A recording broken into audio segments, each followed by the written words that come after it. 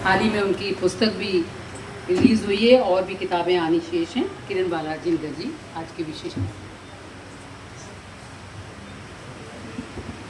माँ शारदे को शतशत नमन। मंच पर संग विराजित कर्नल प्रवीण त्रिपाठी साहब, बहुत सुंदर संचालन कर रही शकुंतला सरुपरिया जी, सम्मुख विराजित समस्त सुधी साथी, राजस्थान साहित्य अकादमी एवं सलीला संस्था द्वारा आयोजित यह 16वां राष्ट्रीय बाल साहित्यकार सम्मेलन अपनी सफलता की ओर है और इस हेतु मैं अनेक बधाइयाँ देती हूँ हमारी अति प्रिय दीदी श्रीमती बिमला भंडारी दीदी को, आदरणीय प्रकाश तातेड़ जी साहब को, आदरणीय जगदीश भंडारी साहब को। आज इस सदन में, इस सम्मेलन में सम्मान प्राप्त करने वाले सभी सृजनधर्मियों को और जिन कलम के सिपाहियों की पुस्तक आज यहाँ से लोकार्पित हुई है, उन सब को मैं हृदय से, मेरी ओर से, युगधारा परिवार की ओर से असीम बधाइयाँ देती हूँ, शुभकामनाएं देती हूँ कि उन पुस्तकों के शब्द ब्रह्मांड में विचरण करते रहें और सभी के मन को उद्वेलित करते रहें। सलीला संस्था युगधारा की जाजम से प्रेरित, उसी से पल्लवित संस्था है और जिसकी सुंदर अवधारणा हमारी अति स्नेहिल, अति प्रिय और अति मेधाशक्ति को प्राप्त वरिष्ठ दीदी श्रीमती बिमला भंडारी जी के मन में आई थी और उसी समय से जब ये युगधारा की जाजम से निकली तो युगधारा ने भी पूरा सहयोग इसे दिया।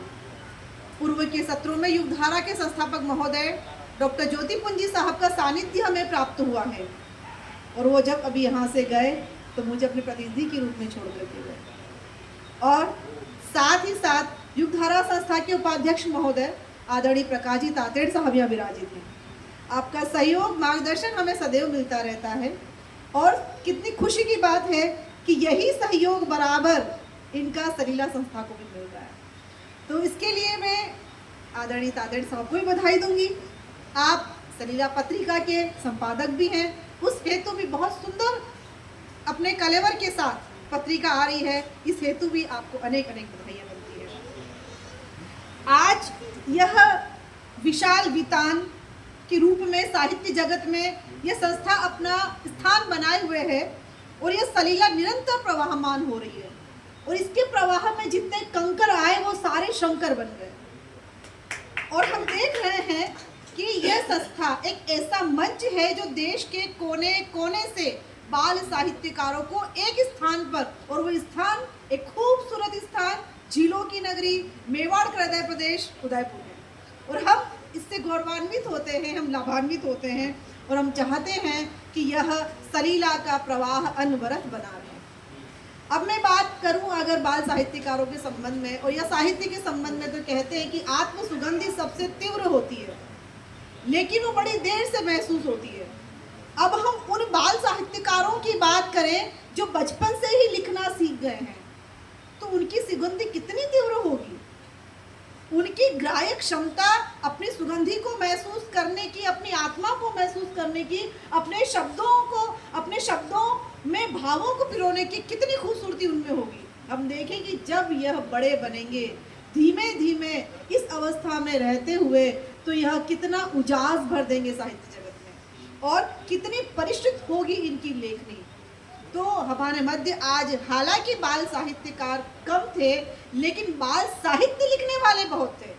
कहते हैं कि जब बाल साहित्य लिखने के लिए, बाल साहित्य बालकों के लिए लेखनी और बालक की लेखनी दोनों सुनने के लिए बालक बनना पड़ता है। और बाल साहित्य केवल कविताएं या कहानियां ही नहीं, बच्चों के मन, मस्तिष्क और कल्पना को विकसित करने वाला दीपक भी है। साहित्य से संवेदनाएं जागती हैं और संस्कारवान और सुशिक्षित बनाती है।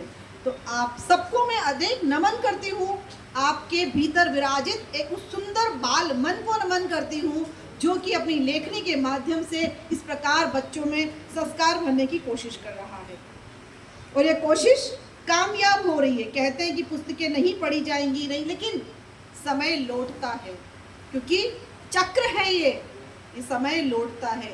आज हम सबके हाथ में मोबाइल है, बावजूद इसके हम पुस्तक पढ़ना पसंद करते हैं। तो क्यों नहीं आगे आने वाले समय में भी यह होगा, अवश्य होगा। हमें पुस्तकें लिखना बंद नहीं करना चाहिए। बालक की लेखनी मनोविज्ञान से जुड़ी होती है और बालक के लिए लेखनी करने वाले भी मनोविज्ञान से जुड़े होते हैं। इस मनोविज्ञान पर मैं एक छोटी सी बात आपके सामने रखना चाहूँगी। मेरा अपना वाकया है, आज का वाकया है। आज जब मैं घर से निकल रही थी, मेरी छोटी सी पोती है 3.5 साल की, तो उसके साथ जो मेरा वार्तालाप हुआ, वो वार्तालाप हूबहू मैंने यहाँ आकर के पीछे कुर्सी बैठ करके लिखा और मैं आपके समक्ष वही प्रस्तुत कर रही हूँ। हनु की कविता नाम दिया है मैंने उसे, उसका नाम हनु है, परीक्षिता है। वैसे आप कहाँ जा रहे हो? अब मैं उसको ये नहीं कह सकती वो साहित्यिक सम्मेलन के बारे में नहीं समझती। उसके लिए रोज मुझे, जब मैं सब रोज नौकरी पे जाती हूँ, उसको मुझे कह के जाना होता है मैं ऑफिस जा रही हूँ। ऑफिस जाने से वो संतुष्ट हो जाती है। पापा ऑफिस जाते हैं, जीजा ऑफिस जाते हैं, बाकी सब भी ऑफिस जाते हैं, वो जाके लौट आते हैं। वो इन सबको नहीं समझती। अब मैं इस कविता के बीच में कुछ न बोलते हुए, सिर्फ कविता नहीं है, वाकया है। आप कहाँ जा रहे हो? ऑफिस जाकर आ रही हूँ बेटा। ऑफिस पर ताला लगा है, मेरे पास चाबी है बेटा, चाबी यहाँ रख दो, मत जाओ ना, जल्दी आ जाऊंगी बेटा, मुझे साबूदाना खाना है, मम्मी को बोल देती हूँ बना देगी। नहीं, वो अच्छा नहीं बनाते हैं, बाहर से खिलाओ मुझे बेटा, बाहर अच्छा नहीं मिलता। तो आप मत जाओ ना, आप बना दो घर में। बेटा साबूदाना गलाना पड़ेगा, आजा गला देते हैं, मैं आऊंगी तब तक गल जाएंगे, आकर बना दूंगी। आप अच्छे नहीं लग रहे हो। मनोविज्ञान देखो, मुझे रोज बोलती है आप अच्छे लग रहे हो, उसको बाहर नहीं जाने देना है। आप अच्छे नहीं लग रहे हो, गंदे लग रहे हो, साड़ी अच्छी नहीं लग रही है। ठीक है बेटा, आकर बदल लूंगी, पर आप मत जाओ ना, यहीं बैठ जाते हैं, बाहर बारिश हो रही है। तब तक उसके पापा बीच में बोलते हैं बेटा जीजा तो कार में जा रहे हैं। उसके पापा कहते हैं उसकी पसंद की चीज़ के लिए ये खा ले। नहीं पसंद है मुझे खाना, नहीं खाना है। कुछ सोचकर वो बोली ठीक है, अपन मछली को दाना देने चलते हैं। वापस आकर चलेंगे, उसका दाना भी लेकर आऊंगी, मछली को रोटी बनाने का खिलाएंगे ना। उसको पता मछली का दाना बाजार से लाते हैं, हम आटा लगा के घर से ले जाते हैं, तो मछली को रोटी बनाने का खिलाएंगे ना। ठीक है, भावना को बुला देते हैं, भावना उसी केयर टेकर। ठीक है, भावना को बुला देते हैं, अगर वो चलेगी तो आपको ले जाएंगे, नहीं तो नहीं ले जाएंगे। नहीं आप मत जाओ। मेरा पर्स उठाकर साइड में रख देती है, आपके लिए बलून लेकर आऊँगी, जल्दी आ जाऊँगी। बड़ा लेकर आना, पिंक वाला, ब्लू अच्छा नहीं लगता। ठीक है, आप ध्यान रखना, साबूदाने गलाए हैं, दीक्षी कहीं गिरा न दे। नहीं गिराएगी, आपने ढक्कन लगा दिया है ना। फिर भी ध्यान रखना बेटा, वो गोद से उतरने को तैयार ही नहीं है, मुझे ले चलो, आप मत जाओ। जैसे तैसे उसकी मम्मी ने कुछ मनाया, दूसरे कमरे में ले गई, तब मैं आ सकी। इस कविता के पीछे, ये कविता नहीं है, ये बात है, यहाँ सिर्फ मनोविज्ञान है। उसको मुझे घर से बाहर नहीं जाने देना था, और उस बच्चे ने कितने तर्क रखे, बहुत सारे तर्क उसने हमारे सामने रखे।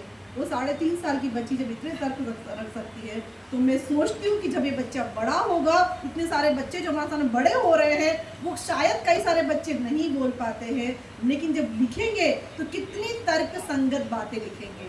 केवल कविताएं ही नहीं, कहानियाँ लिखेंगे, भाव लिखेंगे, कई सारी बातें लिखेंगे।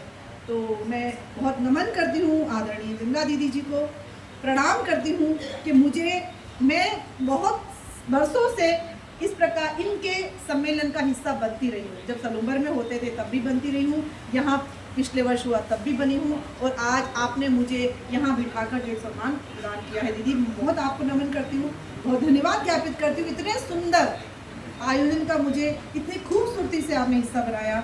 आप सबकी जो रचनाएं मैं सुन रही थी, बहुत अच्छा लग रहा था। आप सबको मन से प्रणाम, अनेक अनेक धन्यवाद और अनेक अनेक बधाइयाँ, शुभकामनाएं दीदी जी आपको कार्यक्रम की